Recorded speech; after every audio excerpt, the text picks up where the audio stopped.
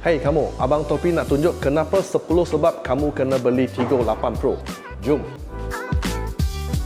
Nombor 1, premium design dengan welcoming light.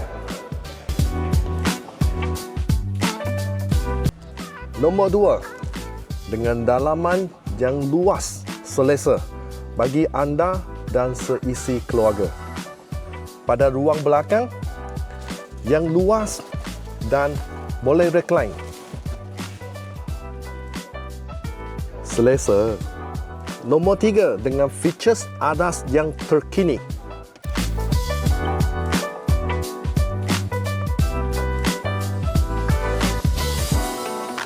Ada clear tak? Lagi cerah pada masa depan Abang Topi.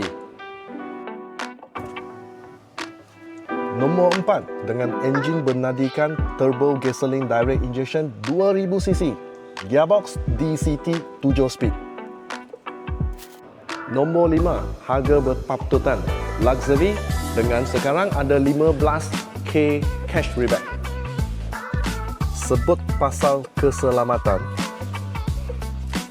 NCAP 5 star dan 9 airbag. Chery fun to drive. Kita punya milestone, dulu-dulu Chery pernah masuk. Sekarang berbeza sebab Chery Auto Malaysia telah landed di Malaysia. Sekarang ada 2 power plant. Brand Chery jenama dunia. Dengan kita punya peta dunia, kamu ada nampak warna merah R&D Center. So, tidak perlu risau ataupun worry about your car. Di segmen SUV 7-seater, pemanduan smooth riding and handling.